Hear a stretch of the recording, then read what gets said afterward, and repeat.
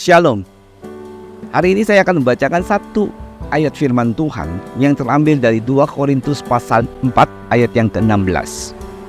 Sebab itu kami tidak tawar hati, tetapi meskipun manusia lahiriah kami semakin merosot, namun manusia batiniah kami dibaharui dari sehari ke sehari.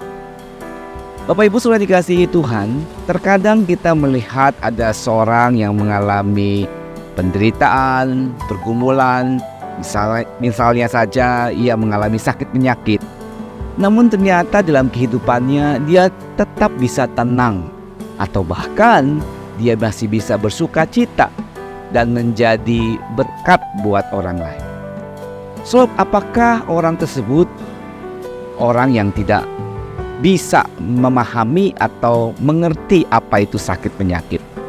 Saya percaya saudara, mereka tahu apa itu sakit. Mereka secara fisik mereka mengalami sakit itu. Namun ternyata ada sesuatu hal yang membuat mereka bisa lebih tenang menghadapi pergumulan yang mereka alami.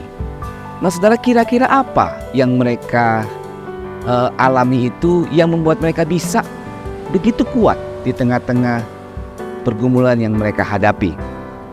Nah saudara, Rasul Paulus di dalam kehidupannya pun ternyata di tengah-tengah pelayanan yang dia hadapi, walaupun begitu banyak kesulitan, tantangan, penderitaan, bahkan ancaman nyawa sekalipun, namun tetap dia melihat ada satu kekuatan yang menopang dia, yang memampukan dia untuk bisa menghadapi semuanya itu. Nah saudara kasih Tuhan, hal ini dapat dialami oleh Rasul Paulus karena ia mengenal siapakah Tuhan. Tuhan yang ia percaya, Tuhan yang ia kasihi, Tuhan yang begitu dekat dengan dia.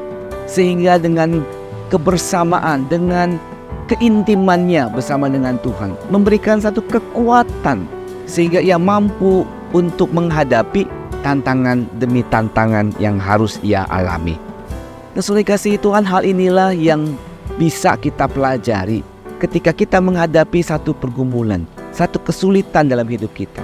Bisa saja saudara, fisik kita menjadi lemah. Bisa saja kita mengalami banyak sakit penyakit. Namun kalau kita mengenal Tuhan, maka Ia yang akan memberikan kekuatan kepada kita. Ia yang akan memampukan kita menghadapi semuanya itu. Oleh karena itu, betapa pentingnya saudara untuk kita mengenal siapakah Allah kita, mengalami kasih itu, mengalami kuasa itu, sehingga ialah yang mampu menolong kita menghadapi pergumulan dan tantangan. Saudara kasih Tuhan, tidak ada satupun yang dapat kita andalkan dalam dunia ini.